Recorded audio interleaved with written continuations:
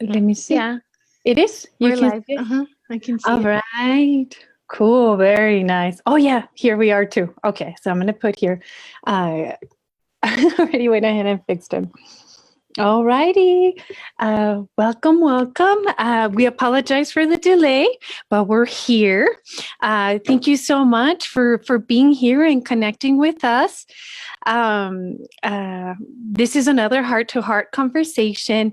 And on this heart-to-heart, we are going to be dedicating like Q&A questions and some common questions and answers on the mental health impacts of abuse. So, just a little bit of a disclaimer, or just to make sure we are being sensitive. Just being aware that this conversation does not replace counseling or any form of assessment or consultation.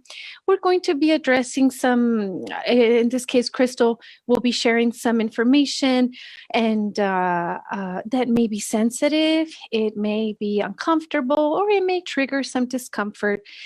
So know that if that happens, feel free to pause. You may pause the video, you can come back to it, you may take a break, take some time for yourself, drink some water. And if you'd like to continue, you can always come back to the presentation.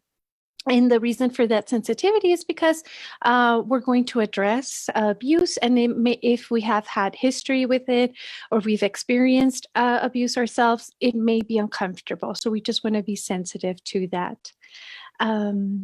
And then we also want to also introduce Cristal Martinez Acosta. She is a licensed professional counselor supervisor in the state of Texas.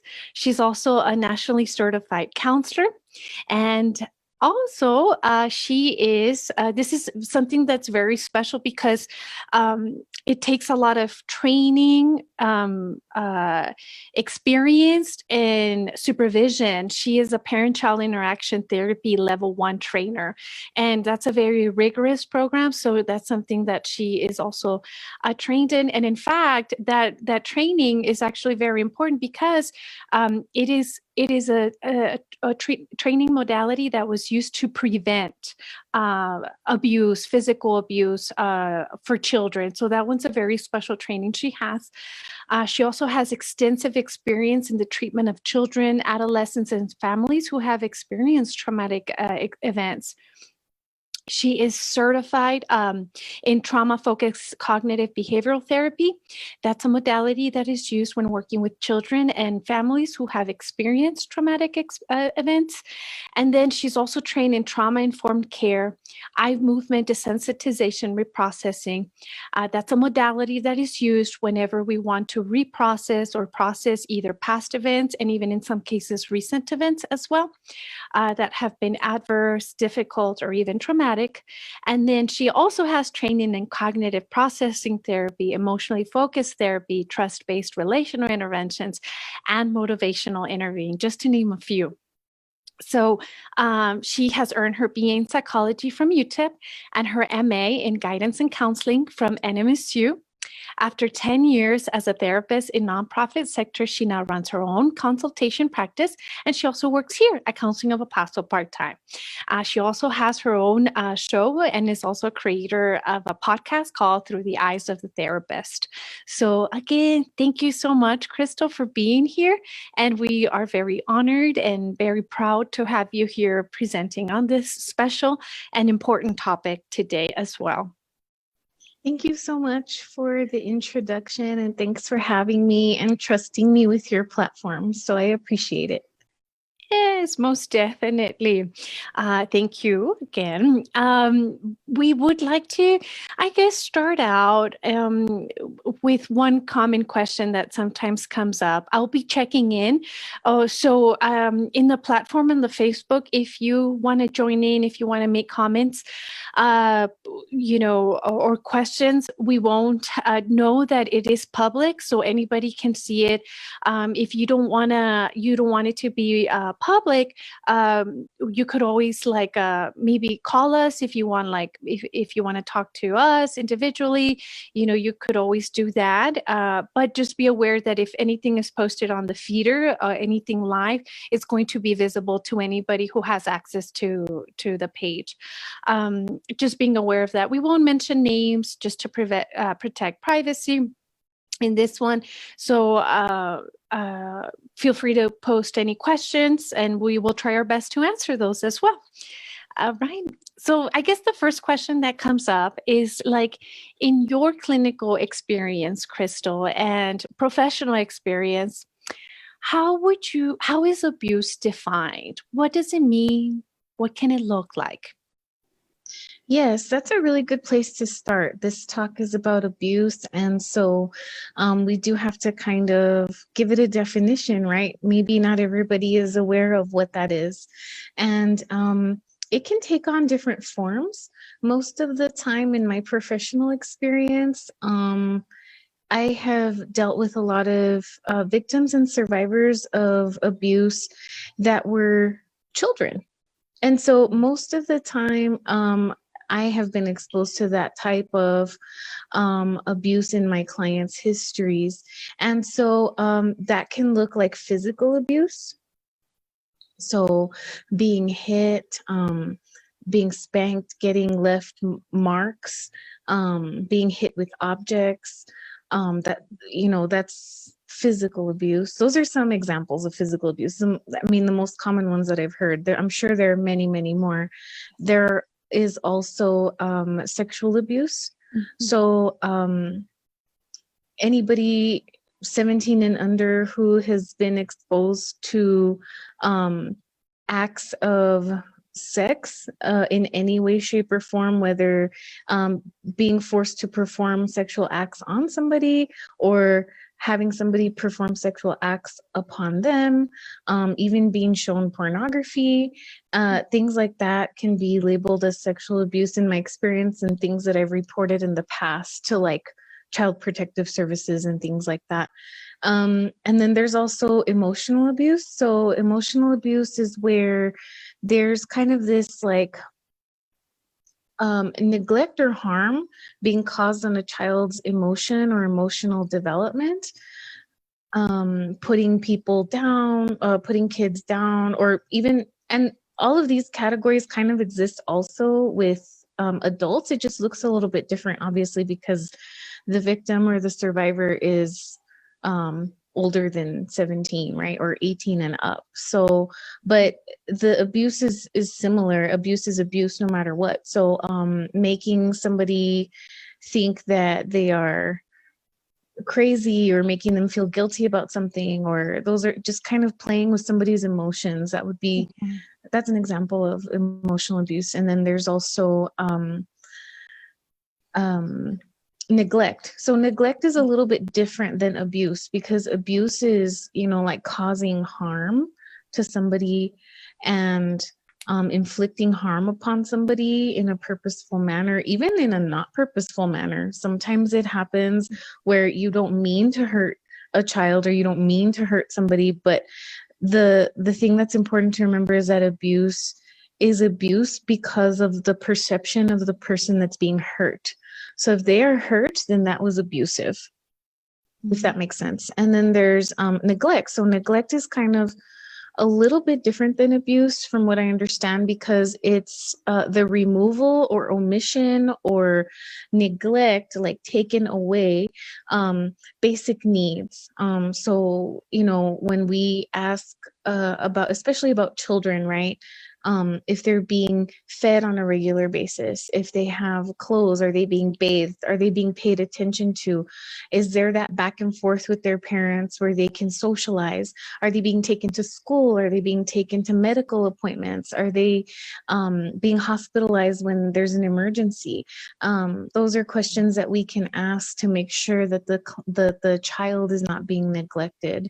So those are some examples of, I guess, like child abuse.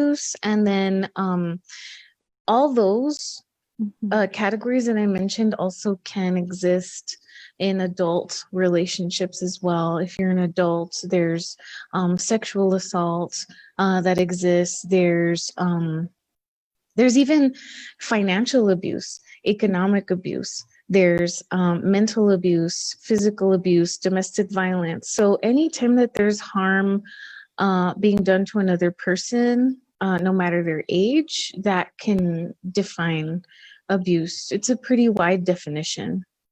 Right. I know this question wasn't one that we had kind of like brainstorm even in preparing for this, but as you share that, I was kind of wondering, power how does power play it when it comes to abuse? I guess, like, what would be the relationship or connection with power and abuse?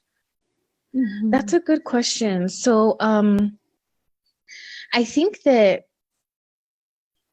there's this thing that we talk about in counseling called like a power dynamic, right? And so or a power differential. And in relationships, it's important to look at even if it's between 2 people, 3 people, 4 people, how much equality and equity there is in a relationship. And sometimes when people if there's a hierarchical structure, what I mean by that is like, you know, like the regular hierarchy is like maybe Parents like and children? children. Yeah. So there's like a power differential there. There's somebody is higher on the ladder than somebody at the bottom. And so I think the relationship between abuse and power is that if somebody has power, they can use their power for bad and for negative outcomes. And when somebody is forcibly doing something or even by omission to get their needs met in an aggressive way, that can lead to abuse. So for example, if there's a parent and a child, and let's say a parent leaves their child, their 5-year-old, alone at the house completely by themselves so that the parent can get their need met of going out and drinking or socializing. They're getting their needs met, but they're also abusing the child in the process. So they're failing to perform as a parent and kind of abusing their power in that way, where the child is more vulnerable. And so there's like the vulnerable and then somebody who has more power. So I think that's the relationship. The other thing that I want to reference, that was a really good question, is something called the Duluth model, which is a power and control wheel. And so I printed it out because when I was thinking about this talk and about this Q&A, there's a lot of examples of abuse on this power and control wheel. So if you go to theduluthmodel.org, Okay. you'll find this diagram, and they have several types of diagrams that are available for the public to download and to disperse, so you don't have to pay for them. I think you can like pay for a big poster if you want to, but I believe that there's like free versions. And so this one I downloaded this morning and printed out. And what's cool about this is that it does talk about power and control, which is at the center of most of these acts of either violence or neglect, physical, sexual, mental, emotional, financial. And so if you read through each of them, they give really good, solid examples of what abuse can look like in a relationship. So for example, I bet lots of people don't know that there's economic abuse. And so here, economic abuse is defined as preventing somebody from getting a job, making their partner ask for money, giving the partner an allowance, taking the partner's money without permission, or not letting them know about or have access to family income. So this is an example of how somebody can use their power to kind of keep somebody like quashed or down, if that makes sense. So there's a lot of different examples here of abuse, and I think it would be worth a look if you're more interested in it. And again, the website is theduluthmodel.org. How do you spell that? It's www.the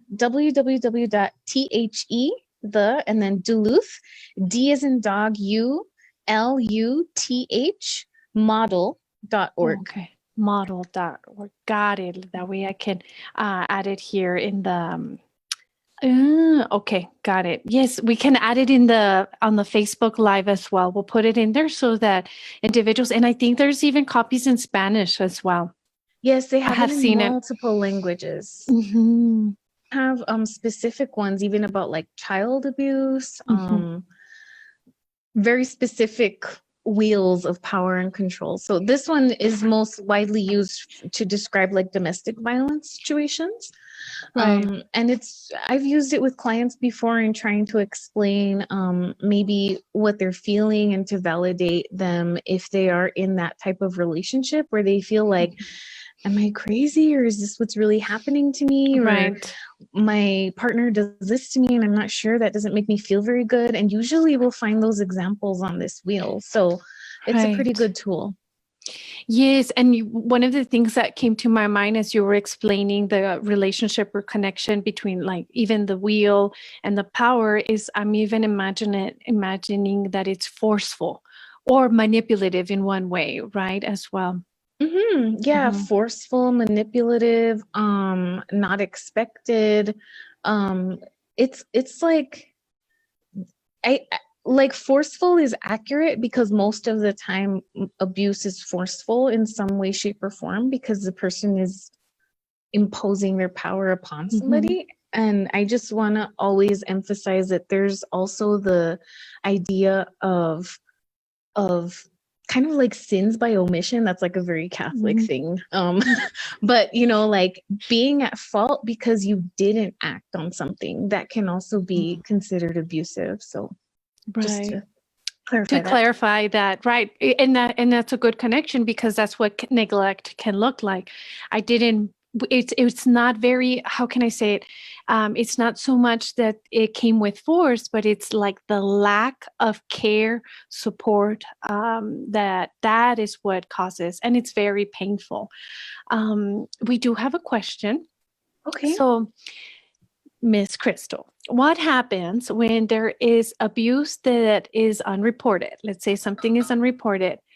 And then the question is, why don't people believe the victims? Why does that like happen, or in your clinical and professional experience? Yeah, that's always a hard thing to deal with as a therapist, because if somebody comes to me and reports abuse, I have to believe them. I have to report it. I'm what they call a mandated reporter. We are mandated We reporters. And are. in that pool of mandated reporters are also like doctors, nurses, teachers, school counselors. So different levels of professionals that have to report abuse, even if it is suspected and not confirmed abuse. So we do have to report it. But back to the question about not believing maybe the victim, I think that this is a really big question, because when abuse occurs, it doesn't happen in a vacuum. It affects a lot of different systems. So this is just an example. Let's say that a child is sexually abused and the rest of the family finds out because maybe it was like an uncle to a niece or something like that. Then the rest of the family finds out and they're like, well, we don't believe the niece because she lies, or she's too little to understand what that meant, or whatever it is. I think that there's a lot of layers to that kind of issue. It could be that that relationship with the perpetrator is just really strong and people are in denial. Like, I can't believe that he did that. Like, I don't want to believe that he did that. So there's maybe possibly one reason, or things that I've heard in the past. Then there's also just a sense of like, um, I guess like victim blaming, like, Oh. well, that girl was dressed inappropriately, or she She was was flirting wearing with the denim. perpetrator, or she was wearing a denim skirt or whatever it was. And it's kind of like, that doesn't have anything to do with, again, the power of what happens with the victim and the perpetrator. It's the perpetrator forcing their power onto somebody else that who is vulnerable. And so I think it's hard. I think a lot of people don't want to accept that either their family friend coworker did that to somebody, because it's so egregious, right? It's like, I don't want to believe that about that person. That person's a good person. That person is a really nice person. Maybe they go to church every Sunday. Maybe they perform all these acts of philanthropy and love, and they're really educated. But like, bottom line is that they're perpetrators. And unfortunately, it just happens, and we have to believe the victim. I believe there are some statistics that show pretty strong evidence that whenever a victim does come out, I think specifically like child victims of sexual abuse, they, I think like above 90% of the time, they're telling the truth. And even if they recant, meaning like, oh, never mind, that didn't happen, most of the time it's because they're fearful of the consequences of how that's going to affect their family, or maybe the perpetrator threatened them, like, if you tell anybody, I'm going to kill your family, or whatever. Like, these are things that I've heard, right, in real life. And so even if the child does recant, they, most of the time it's true. And so that's what research tells us. So believing the victim is a very important part also of treatment. Having that, sense of like solidarity with somebody, like, oh, somebody believes me. Right. And on that note, how long can it take somebody to disclose something? Why would somebody wait so long? Sometimes that's a very common question. Yeah, I mean, again, these are very multi-layered, complex issues. I think that there are many reasons why somebody would not disclose about their sexual abuse. It could be safety reasons, kind of like in the example I gave a little earlier, like if the perpetrator threatens the victim and says, I'm going to do this or that to your home or your family or your pet or whatever. And if you tell somebody, then, I mean, that's a pretty good reason for even maybe a child or an adult to like not disclose something. I think also they might be afraid of the consequences, not like directly like life threatening, but also like, oh, it's gonna mess up the reputation of this person. I've heard a lot of different things about people abusing their power, like in positions of power. Like pastors, priests, teachers, people that we interact with every day that we look up to because of their positions in society, and they, abuse that power. And then victims are afraid of outing them because it's like, well, then it's going to become public and it's shameful. And what if it opens this whole can of worms? And also like the legal ramifications. Unfortunately, like our system is, they try to be as responsive as they can. Right. But the system is very overwhelmed with a lot of cases. And I think that sometimes victims get dragged through the mud, and it's really hard to be able to stand up legally for something that happened to them, and it can potentially be re-traumatizing. So I can imagine as a victim, if I know I'm going to be re-traumatized, asked questions several times about what happened over and over and over for years, sometimes 3, 4, 5 years. Maybe that's why somebody wouldn't want to disclose. I've seen a lot of things in relation to this topic. So of course, these are not like definite answers, and I'm not speaking for all victims everywhere. Like, please do not interpret this that way. These are just a few examples of what I've heard and some of the experiences that I've encountered in, interfacing with the legal system on behalf of my clients. And so, yeah, I hope that answers the question. That was a really long answer. No, yeah. And one of the things that also came up is that I know that sometimes it can take up to even 10 years, right? Or more for them to remember. Is that right? Or is that accurate? Not all the time, right? No, not all the time, but that could be another reason, is that maybe their brains, like a victim's brain, is just like, nope, we're not going to remember that, or I'm going to put that in my subconscious and shove it down. Yeah. And like not bring that up ever again because it's too painful. And so maybe years later, when they're in like a stable place, or their brain is more developed, or whatever the case might be, then they're like, okay, now I'm going to disclose and I'm going to say something. So Okay. I just want to encourage people that if you are a victim of any type of abuse, or you know of somebody who is experiencing this, if you see something, say something. Don't be afraid of saying something, even though sometimes the system doesn't work in the best way. If you have a really good therapist on your side, a good case manager, good social worker, a good nurse who does the examination, like if we all work together as a team, we can help get you through it. So I just want to encourage you to not feel doubtful about the process, that it could potentially pay off and be really healing. It could be. Right. And it's an opportunity, and in some cases, not all the time, a way to reclaim power as well. A way, Yeah, right? absolutely. Yes. There is a question that we have for you, Miss Cristal. What can someone do to advocate and support survivors of abuse? Oh, that's a really good question. Mm-hmm. Advocating and supporting survivors of abuse is a very powerful thing to do. I think that when people are abused, whether they're a child or an adult, there is some sort of power taken away from them, and they kind of lose their voice sometimes. And I think that wherever you are, if you can stand in the gap for those people at the time who really need it, who need a voice and who need extra support, and you have the ability and time and resources to do that, that's a really good cause to stand for. So some ways you can do this are looking up nonprofit organizations in the area that help victims of abuse or abuse survivors. So for example, I know that there are a few like child abuse marches that happen, I think, in the month of April. That tends to be a child abuse awareness month. So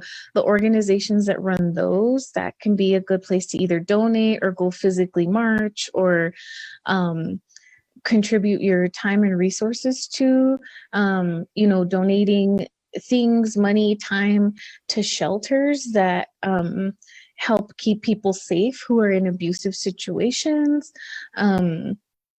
Maybe volunteering to be, for example, like a CASA volunteer. So somebody who can be a court advocate for children, you can do that. I know that there's a really good organization called Guardians of the Children, who I've worked with before, for children who have been abused, because they have to go to court sometimes and be face to face with their perpetrator in a legal setting, in a court setting, and that can be very scary and intimidating. And what Guardians of the Children does is they get like them and their big biker intimidating looking friends, and they all go together to the court with the child and stand with them in the courtroom. So it's a really beautiful cause, because that helps empower the child and the family in that very critical moment. So there are lots of organizations I think you can research, many in El Paso, Texas, that you can probably find. That's right. And one organization that also comes to my mind is here in El Paso is a Center Against Sexual and Family Violence, is also a resource that I thought when you mentioned nonprofit organizations who dedicate themselves to abuse, domestic violence, right? Yes, and the number one thing you can do is say something and believe the victim. So That's right. I know that, Jasmine, you have the number ready for like Mhm. reporting child abuse. That's right. So what you can do is, even if you Google, for example, report child abuse in Texas, it will take you to Yeah. the DFPS website, and you can report there. And it walks you through a whole system of how to report the perpetrator and keep the victim safe. So that's definitely a way to support victims, and then also believing them when they disclose. That's right. And I think that's very important. And I think one of the things that comes to my mind too is that even from my clinical experience, sometimes what they remember was the first response that they received when they first disclosed it, whether it was disbelief or it was support. So that first response from an individual who's hearing first that story, it matters. It matters a lot. It does. Yeah. And it Mhm. can set the tone for therapy, for treatment, for the healing process. Yeah, I've heard like where if parents are very shocked and dysregulated and like, they like, react that way, which isn't, a normal Normal. human reaction, Mhm. that can also kind of affect the way a child will disclose or in the future. That's right. I do have there's a comment, and maybe we can kind of elaborate on it. All too common in this day and age is victim blaming. I can understand the hesitation or keeping it a secret. Yeah, that's definitely, we did touch on that a little bit earlier, how, keeping it a secret might be a survival mechanism in a lot of ways. And especially when it comes to victim blaming, who wants to feel shame for something that they already feel shameful about? And if they're going to come out of the woodwork or out into public and say something about it to somebody just to be shamed, like why would anybody do that? Yeah, so I think going back to the previous question of how we can support people is really just be careful with what we say to people who have survived abuse. Any suggestion of like, oh, you deserved it, or oh, pues, I'm going to say this in Spanish, like, Claro, claro. que estabas allá afuera, like at that time of night or whatever. It's like, no, like that doesn't have anything to do with why this person is a victim, and like really stay away from statements that even suggest in little ways that it was the victim's fault. That's right. That's right. And as so one of the other questions that comes to mind is, does it look the same for everyone? Like, for example, if somebody experiences physical neglect, sexual, emotional abuse, does it look the same for everyone? Kind of like how it can manifest or impact individuals. It, no, it doesn't look the same for everybody, but there are pretty common like themes in reactions that we can track. So I know that at least in my experience, what I've seen are things like, keeping it a secret for a long time, or, even if people do disclose or don't disclose, they can experience symptoms of like PTSD symptoms. So like flashbacks, nightmares, even nightmares that don't have anything to do with the abuse sometimes. Okay. Waking up screaming in the middle of the night, which is called like night terrors. Wetting the bed is common for children, a common reaction. Depression, anxiety, things like that. So, as a trauma therapist, I was very heavily trained in trauma therapy. Something that we have to understand is that when somebody presents with like, oh, I've been feeling depressed or I've been feeling anxious, and let's say even with like a little bit older adults, people in their late 30s, 40s, 50s who have like these really chronic physical health problems, we now know because of a study done by Kaiser Permanente, like back in the 90s, we know that like victims of abuse and people who have had adverse childhood experiences experience a higher level and a higher rate of physical health problems when they're older. And so if you kind of look at the whole picture and you see that these things are kind of adding up, most of the time the root of those issues is based in abuse of some way, of some sort, of some form. So it doesn't look the same for everybody, but there are common themes. And let me just make sure if we have any. Okay. So sometimes it can happen where like individuals might disclose, they might have they make an outcry, but they don't believe them because they seem to be doing well, or they appear high functioning. They don't have maybe some very apparent symptoms. Why can that happen? Why is that not a reliable source when it comes to I don't believe them because they look okay in their day to day?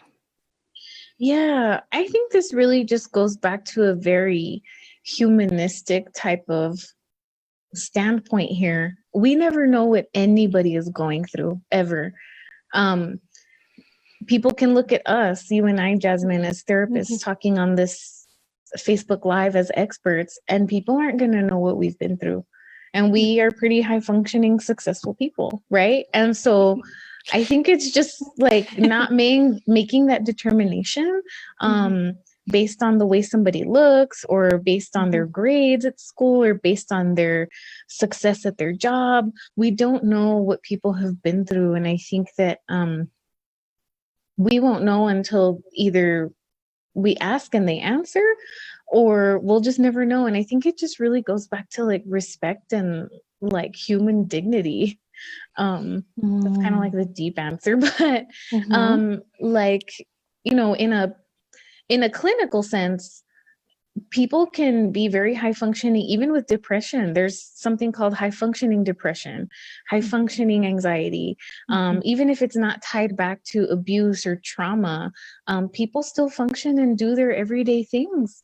And I think this is also part of the problem, is that there's like a stigma with mental health issues, and a stigma about abuse and coming out as a victim or survivor, because we would never question our cousin or friend who has type 1 diabetes, and you know, they're going to work and they're using their insulin pump because they can't make insulin themselves.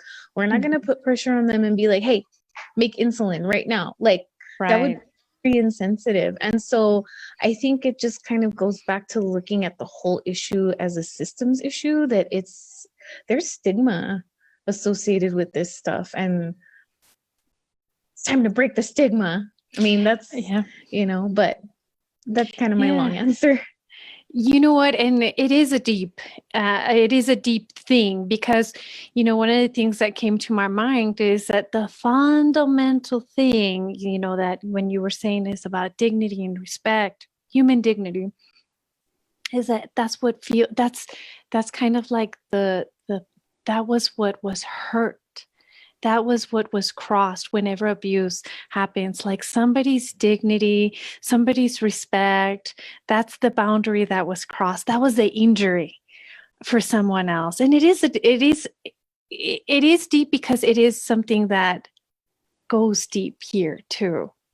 Yes, absolutely. It affects the human part of us, the vulnerable part of us.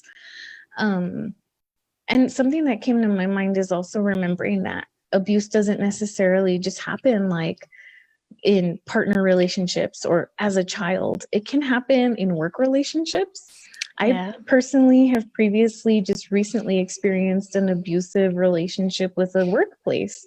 And so that's something that is now in my awareness. Like if people are taking advantage or exploiting you in some way, even like as far as trafficking, exploitation, like those are all abusive situations.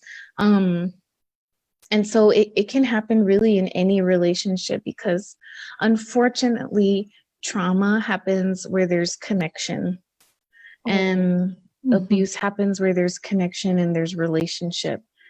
And so when that contract is like broken between a set of people, then that can be traumatizing, and it can potentially be a sign of abuse. That's right. That's right.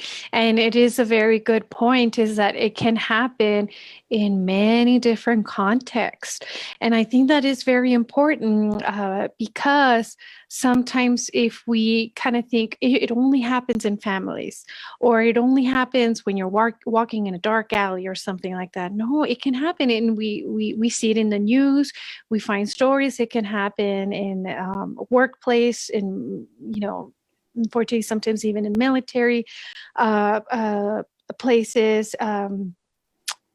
I don't know, in so many different places. So it's something that it is, I think that if we see, what, as long as there is that power, and if there is those boundaries that are crossed for somebody's autonomy, somebody's respect, somebody's dignity, that's something that needs to be looked at and addressed, right? Yes, absolutely. And the other thing that you mentioned that is really important to point out is that a lot of times, especially childhood abuse and sexual abuse, doesn't happen like because your child got snatched up in a dark alley. It happens with everyday people that they interact with, and most of the time it's male family members or the person that you're cohabitating with who's maybe not like a biological parent or related to the child. So just being really careful with those relationships as well, making sure that your child understands like the buddy system and not being alone in the room with an adult, no matter who the adult is, because it happens really. Actually, the incidence of sexual abuse are much higher within families.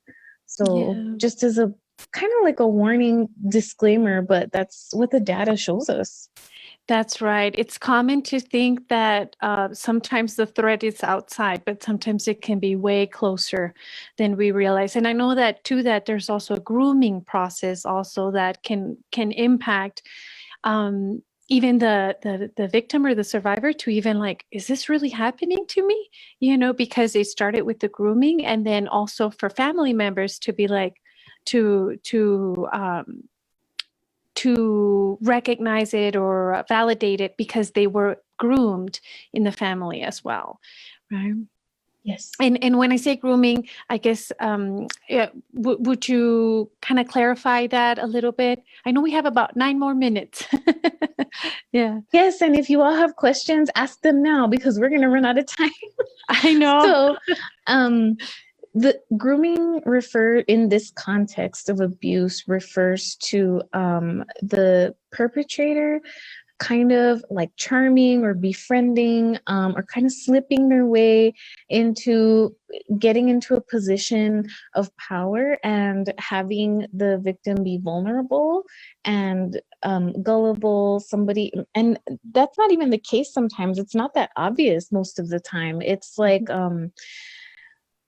I'll take care of the kids. like grooming them, it seems like yes, exactly. It could be everyday little things like that, like I'll take care of the children while you're gone, or like maybe this person who buys me stuff, like they buy me purses and they buy me things that I want and they really support me, but then they like really treat me like crap behind closed doors. That's also like a grooming process. So kind of that way that the perpetrator slips their way into the victim's life and then they perpetrate upon them in some way. Yeah, and I'd imagine that that's part of the kind of like even trying to understand, like, okay, there's this part of this individual, and then there's this other part of the individual, and like having kind of a little bit of a dissonance, like how do I organize it? How do I make sense of this individual?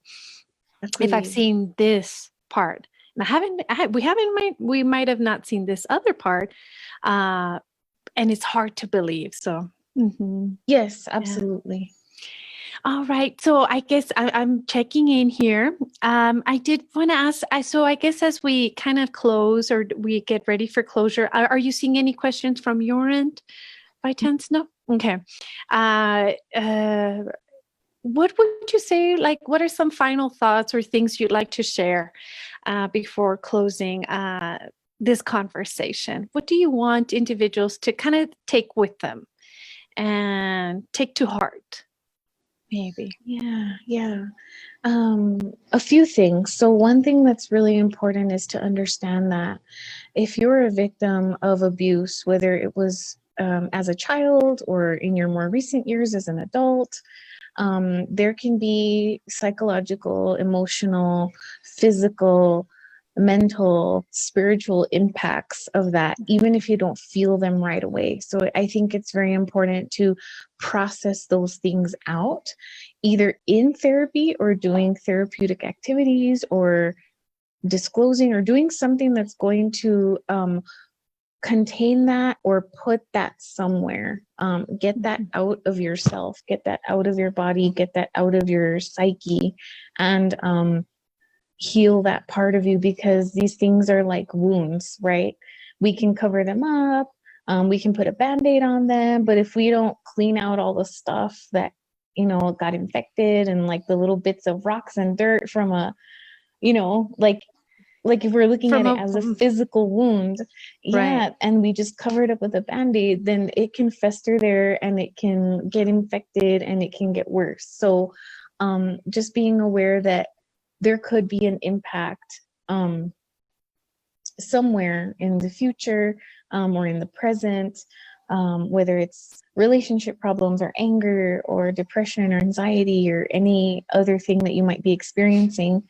It could be tied back to that abuse that was never addressed or talked about. The other thing is, if you see something, say something, even if it's a suspicion. Again, like us as therapists, as mandated reporters, we have to report suspected child abuse as well. So confirmed and suspected. So if we see something a little fishy, that might just save a person's life. And, you know, back to somebody else's question about like how to support victims of abuse, like getting involved, even if it's at like the family level, educating your children, using something like this Duluth model, the wheel of power and control, going over what abuse looks like and what healthy relationships look like. Giving that education is really, really important. So that we know what we're dealing with. If we ever encounter abuse, we're like, hey, that's not right. And then you get out of there, you know?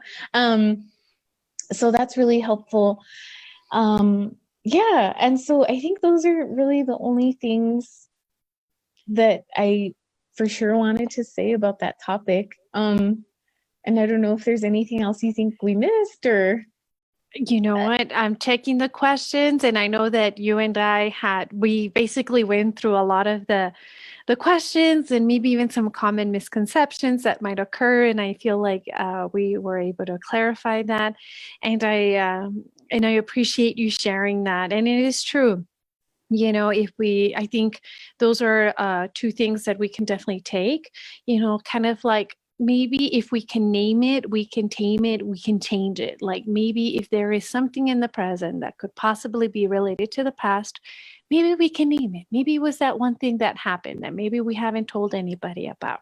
And then the other thing too is like, if we suspect it, if something feels fishy, kind of like empowering and being able to feel that, by the way, as long as it's reported in good faith, there's no retaliation or anything like that.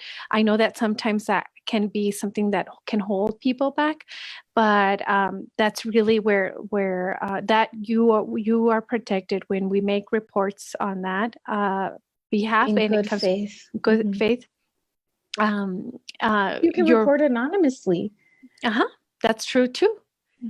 You don't have to disclose that also. So thank you so much, Cristal. Geez, it was a really good conversation to have. And thank you so much for all your expertise and knowledge. This was a really important and also very valuable and sensitive topic to talk about. So thank you so much. So much, everybody, for watching, and thank you for trusting me with this platform again. And yeah, thank you. Awesome, Cristal. Thank you so much. And we will, oh yes, just to share with you, we will have another heart-to-heart conversation with Memo. He will be presenting on the brain and pain. The presentation will be in Spanish. I know he had dedicated some time to it in English, so this one will be next Wednesday at 1:00 as well. So you feel free to join in for that conversation as well. For the future. Thank you again. I know. Thank you so much. And we are here with you. And we hope you find yourself safe and healthy. You take care, and we'll be talking to you soon. Bye. Bye, everybody. Bye.